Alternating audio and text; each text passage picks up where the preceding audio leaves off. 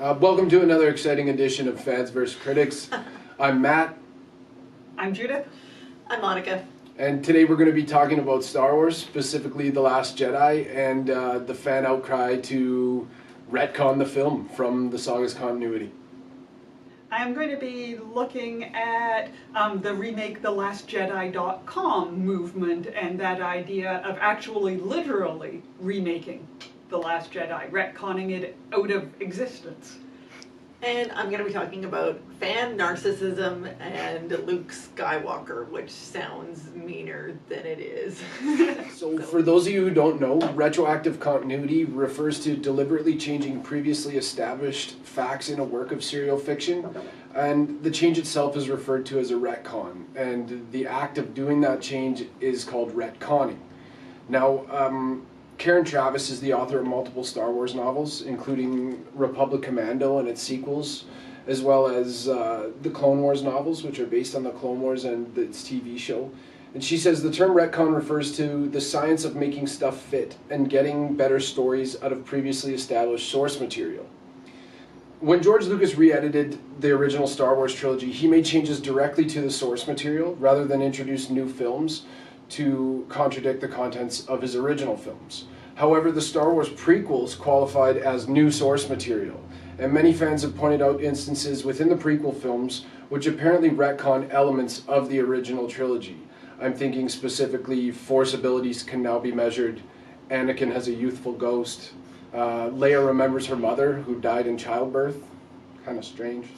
R2-D2 can fly, and Darth Vader created C-3PO and nobody seems to remember.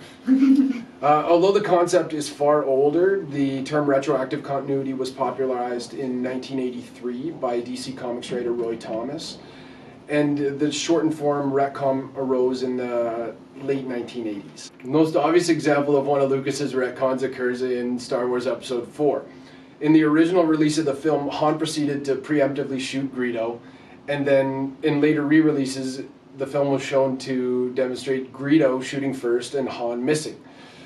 The retconning of this scene infamously resulted in the Han shot first controversy, which has penetrated pop culture to the point where even people who are not hardcore Star Wars fans tend to be aware of it.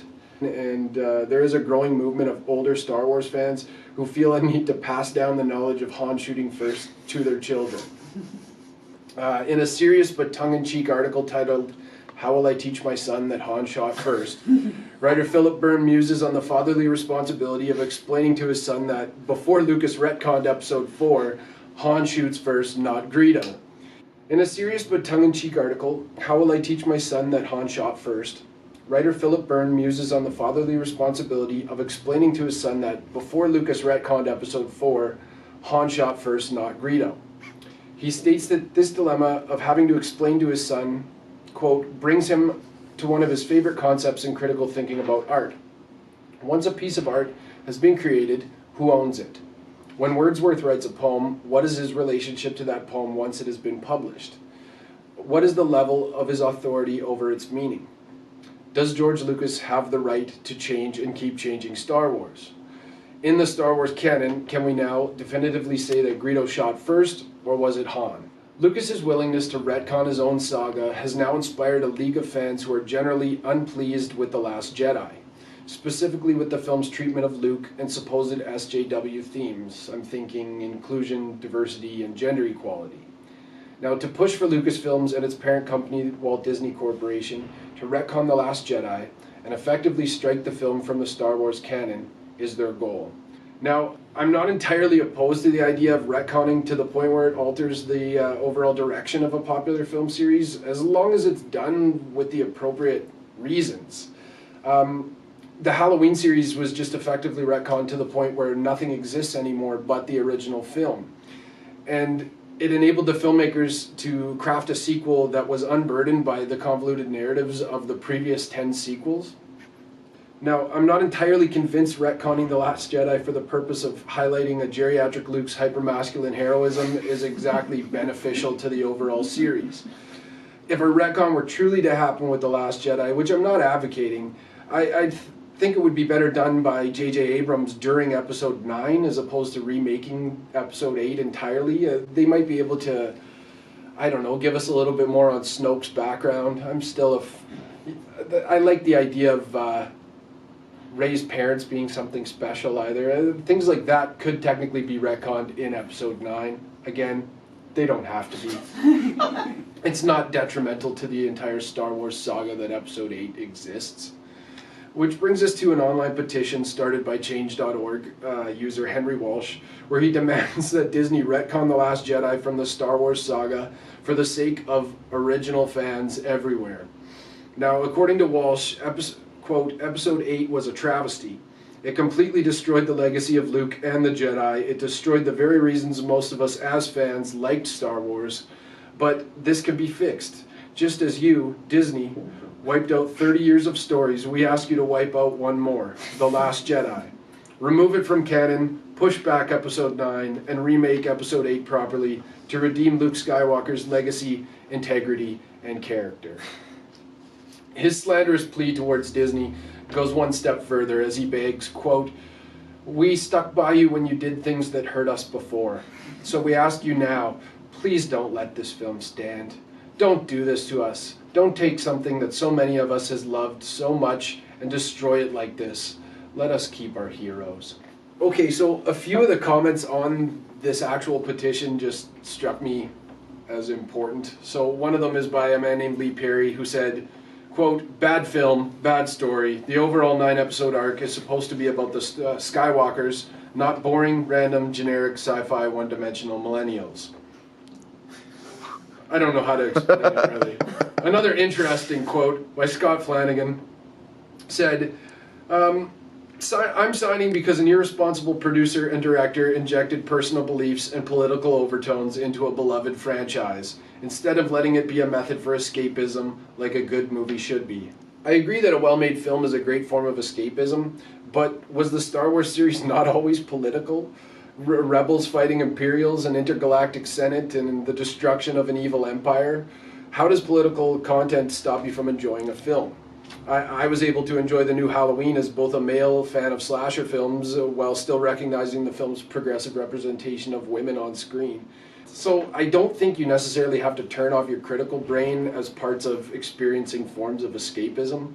A report from the Telegraph notes that American Star Wars fan Henry Walsh, who launched the Change.org petition, earlier this week has now stepped away from the petition following death threats and suggested that thousands of signees should do the same. In an update, Walsh added, quote, no, I don't like The Last Jedi. I would actually love Disney to strip it from canon. I just know such a thing is never going to happen. It was never a realistic goal. So at least Walsh recognizes that his petition has been blown out of proportion, and I feel like there may be a little bit of the blind hatred he had towards The Last Jedi that inspired the petition has subsided. But the question still looms in the mind of some fans. In an alternate universe, is there a version of Episode 8 that is more or less in line with what they expected the film to be? It's a tough question because there's no way of telling what each individual fan had imagined Episode 8 would be before it was released to the public. Like I said, I'm not entirely opposed to retconning because they can work when done right. I just think that the anger some fans are experiencing towards their beloved Star Wars saga would be better placed elsewhere. Like, why don't they send J.J. Abrams happy letters encouraging him to do well on Episode 9 as opposed to sending death threats to Disney over retconning Episode 8 out of existence? That desire for an ideal text, this text that doesn't exist in reality but exists in the ethos, a very platonic ideal of Star Wars The Last Jedi, led to what became a source of great deal of amusement on the internet in the summer of 2018, RemakeTheLastJedi.com, an online site which was raising funds to remake The Last Jedi, to remake a Disney big budget movie. They have, as of November 29th, yesterday, $414,796,530 pledged to this cause. Now, it's important to note that these pledges are probably not all serious. They did not have to be backed up with any form of financial information, but it is a way of saying, I want this to happen. Or to troll the people who do want it to happen. It's hard to tell the difference. The Remake The Last Jedi people, who never named individually, but have a Twitter account and a website, identify their mission. This is a campaign to provide Disney an opportunity to course correct with the Star Wars franchise. The fans are completely divided, and the core goal of Star Wars has been abandoned. The goal is not to make one half of the fandom happy over the other. It is to make a film that the fandom in general, as a whole, enjoys. So it's going to bridge the divide between the half of the fandom who loved the movie and the half of fandom who hated the movie. I don't know that that's possible. They go on. The hero archetypes of the original films is what made these so great. It made characters that everyone could relate to, regardless of their background and beliefs. No longer having this core element, along with poor storytelling, has made the franchise divisive and in disarray. So it sees diversity by moving away from archetypes as the problem. Now that idea of archetypes is really interesting, and is it very much tied in with the idea of the ideal text. So it's harkening back to the early to mid 20th century, starting off with Jung, who came up with the idea of archetypes, and then Joseph Campbell in the mid 20th century, who came up with the idea of the hero's journey, the one story which we tell over and over again. And all stories fit nicely and neatly into this one storytelling model. Northrop Frye echoed this again in the 60s. And so this is what they're looking back at, this one storytelling form. Now there's two problems with what Remake The Last Jedi wants. First of all, at least in terms of Luke, a lot of what The Last Jedi is doing is typically archetypal. So there's three parts in the hero's journey. And a lot of this is focusing on the end of Luke as Luke's heroic arc, which Monica will be talking about later.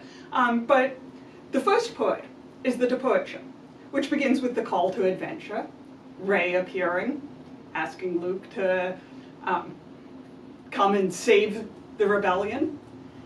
Part two, refusal of the call. Tossing a lightsaber over her shoulder.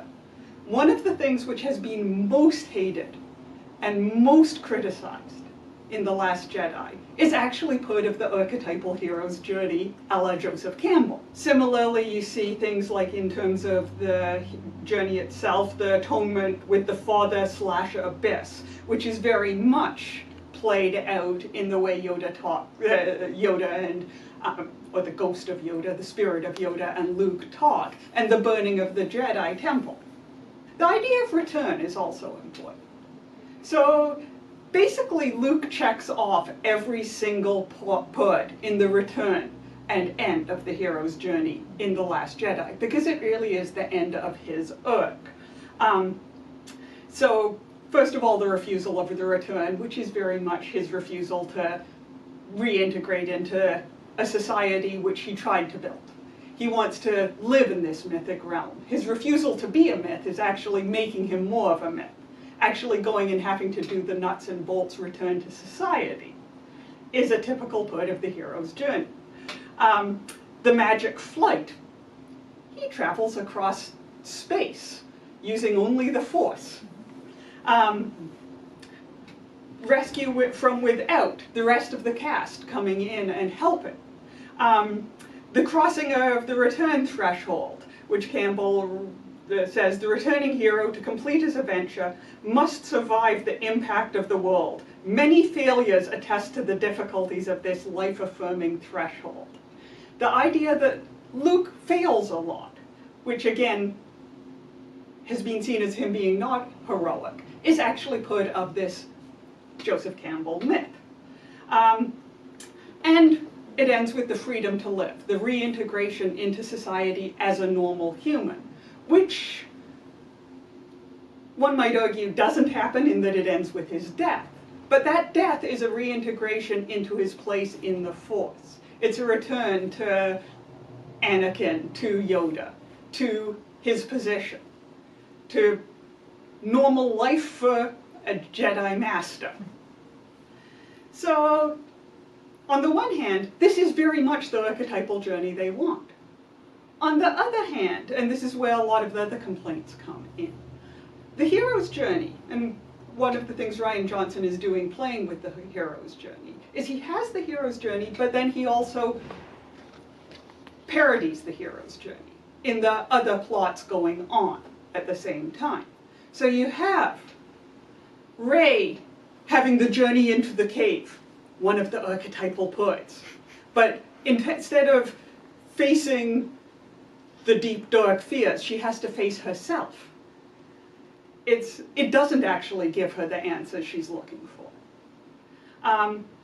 And so the idea of the universal archetype is a problem. In the 21st century, we recognize that Young and Campbell and Fry were all talking very explicitly about one kind of Western narrative. Those narratives echo each other because they are literally influenced by each other. But different cultures have different stories and different ways of telling stories. Even the idea of conflict isn't inherent as part of all storytelling. No matter what we learned in high school about man versus nature, man versus himself. Indigenous storytelling, for example, is about balancing, not conflict. That idea that there's one universal story, that this doesn't fit, actually is something Rian Johnson is playing with by having this diversity of storytelling, by suggesting that maybe when Poe's reenacting everything Han did in early series, it's not okay. Maybe we want to do something different. Maybe we don't want to retell the same story over and over again. And so this contrast between the hero's journey and the idea that there are problems with the hero's journey, it is one of the things that has led to there being conflict in the story, because different people look at different parts of it. Now, Rian Johnson's reaction to this campaign on Twitter was actually kind of hilarious. Please, please, please, please, please, please, please actually happen. Please, please, please, please, please, please. And then a whole bunch of prayer emojis. So Rian Johnson wanted to see The Last Jedi be remade because he knows that it is absolutely impossible for there to be one archetypal story that will please the majority of fans, as they say. You can't please everyone. The idea of the ideal story is that everyone has their own ideal story in their mind. For some people, Han shooting first is essential. For some people, Han being heroic actually is a better story. Wrong, but better. For some people, you know, I'd like to retcon Leia and Luke being siblings out of existence. I can't do that. But in my ideal text, they aren't. It's an unrequited love. So that idea that there isn't one ideal story, which is why Rian Johnson wants the remake to be made, so it will fail too, is tied in with narcissism. So going back to your points about retconning and trying to meet archetypes, it is almost impossible because our idea of what our fan object is can be very different. So this is getting to an idea that is narcissism and fandom. And it sounds really bad, but it's not about insulting us fans. Instead, it's asking the question of, you know, what is the basic psychological aspect of fandom? So Cornel Sandvoss, who wrote Fans, The Mirror of Consumption, specifically the chapter entitled Fandom as Extension of Self, says that we use fandom to mirror ourselves. So the idea is, how do we define ourselves through our relationship with our fandom and specifically with our fan object? So early analysts of fandom noticed that it was hard to actually analyze people's relationships to their fan object because they didn't see any distinction between themselves and the fan object. So they wouldn't say, here's why I love my team. They say, we lost, we won. So there's a total identification with that fan object.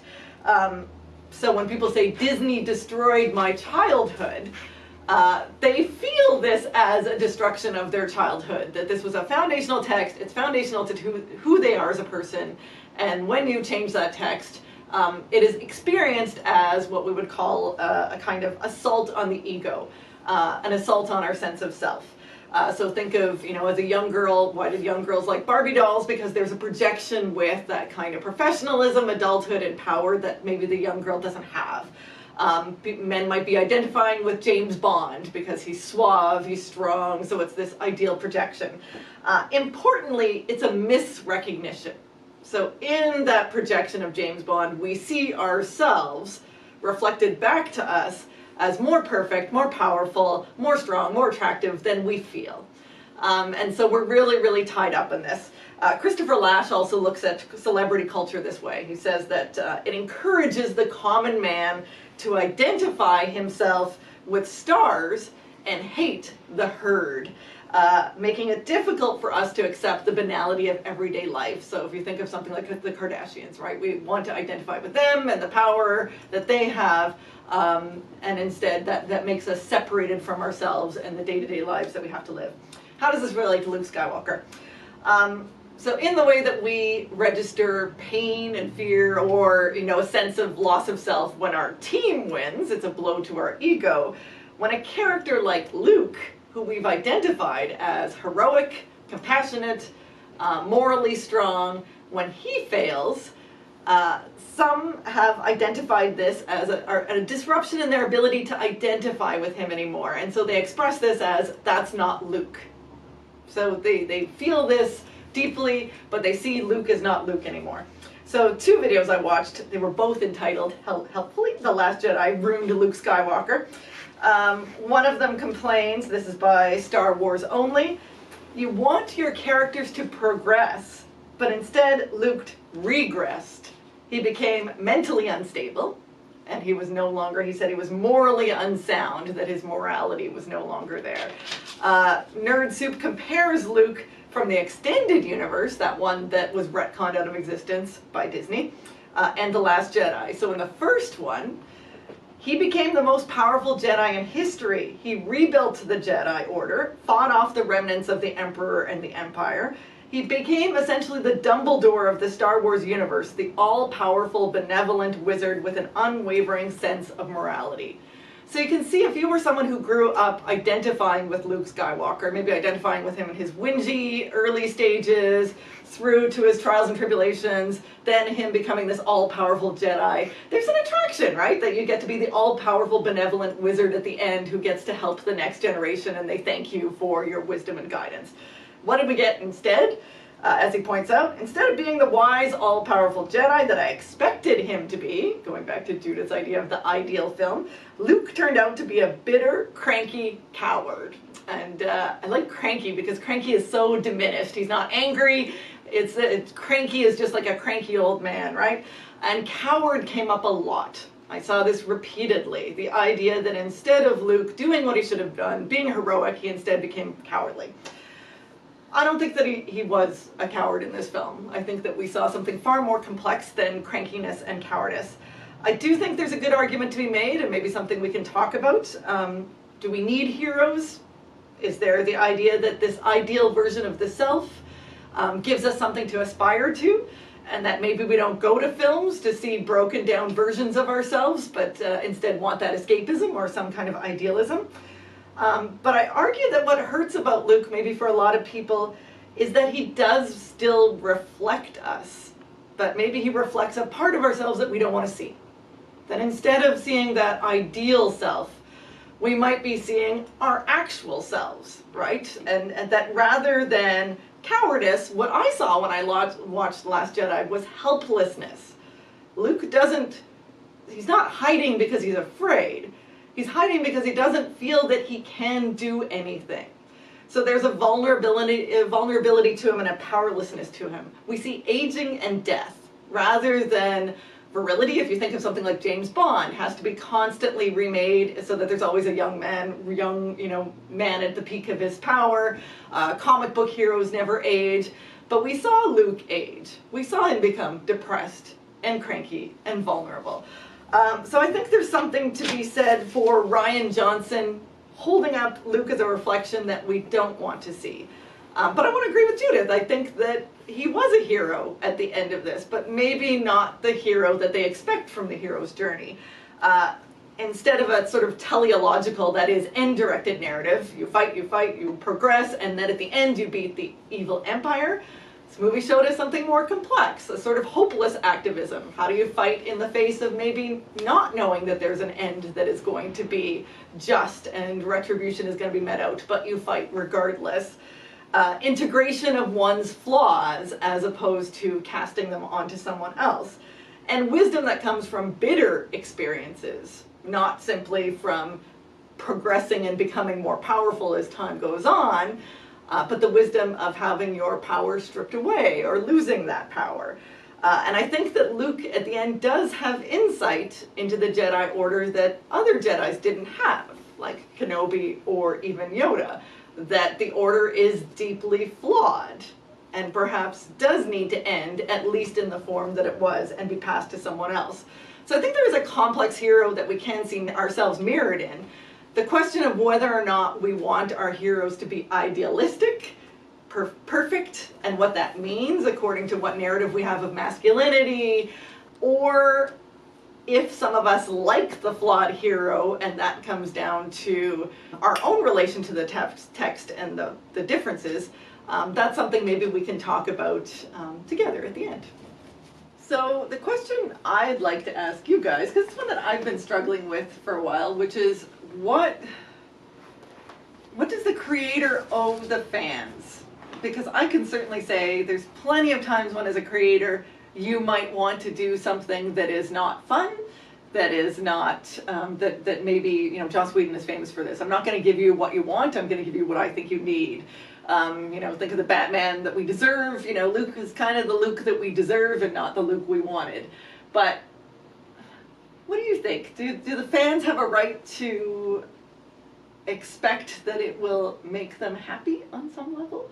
I think that there is a tendency in contemporary storytelling to push for the happy ending. Mm-hmm. So that idea that when they focus group films, a lot of the time they then end up reshooting a new ending which is happy, if they had a ending where everybody dies. A downer ending, yeah. And I think that as someone who appreciates narratives which don't always end happily, I feel like that actually isn't paying attention to me as a fan, the outlier fans. So that might, again, be a little bit of my own fan narcissism. Yeah. So it's that idea of which fans are you paying attention to. It's one of the things that bugs me about The Last Jedi is the backlash, not the movie, the backlash, is that it cuts out fans who liked it. Yeah, I love it. And suggests that fans who liked it aren't real fans. Yeah. I saw Star Wars when I was 10 in 1977. You're an original. What do you think, Matt? I'm a believer that everyone has the right, especially if they like something, like if you're a hardcore fan of something, there's no one who can tell you that you don't have the right to expect that it can make you happy, but there's no obligation on the behalf of directors and creative types to please anyone, I don't think. When Lucas did the original Star Wars, do you think he had fans in mind? It's a good question. I mean, it's interesting when I think of the Lucas retcons, those really offend me. Well, like, if fans decided to make a whole new Last Jedi and film it, I'd be like, go for it, that's awesome, I'll pay to see it. As someone who likes fan fiction, I think you should rewrite it. But for a creator to go back and retcon something that already exists really offends me. That's what hit me the most, was the fact that he already had went ahead and did those retcons, has now given these fans permission to expect that retconning is something that is permissible in the Star Wars universe. Yeah, that's interesting. I hadn't thought of that. It's also something which, and this is getting book nerdy for a moment here, there's been a change in the past 40 years or so. It used to be that novelists rewrote their novels all the time. Mary Shelley's Frankenstein's a really good example. And it used to be that the last version was seen as the artist's culmination. And the idea that this is the best one because it's the finished one. And then more recently, there's been a tendency to go back to the first version as the original. And that's the one which we think is the artist's true vision, unimpeded by their later rethinking. Yeah, it's interesting when I teach The People versus George Lucas, which is a documentary. One of the things I ask my students is the George Lucas who remade Star Wars the same George Lucas who made it? And of course not. Same thing with Wordsworth. Wordsworth infamously was quite radical in his youth politically. Post-French Revolution, did a conservative about-face and then sort of rewrote things. So which one of those Wordsworths gets to have the final say on what the texts are? And I would agree with you. What I dislike about the fan backlash is not that they're angry, because I think you have a right to reject a text. It's that they claim to have ownership of a true, real Star Wars that this has violated, yes. And that they are the real fans, and that their Luke is the real Luke. That is what bothers me the most. Other questions from reading or thoughts that you guys had while listening to each other? Lots of crazy quotes out there. I want to hear some of these. And it's interesting because it harkens back to another video that we've done, and most of the comments seem to be very similar to complaints against Marvel's champions. Mm-hmm. I had went through the Lee Perry, bad film, bad story. Another one, Zoya Pavliakova says, I would like for Disney to call off Episode 8 and remake it in a way that the plot is logical, the heroes are true to their characters, and the message is meaningful. Alas, I did not see this in The Last Jedi. The message is meaningful, and it's like, but it's... Such vague comments, right? Yeah, like what? Specifically, what's wrong with it? Yeah. Even they don't know. Here's one. Christopher Hatch, quote, enough is enough. I've had it with crappy screenwriting and directing ruining my childhood.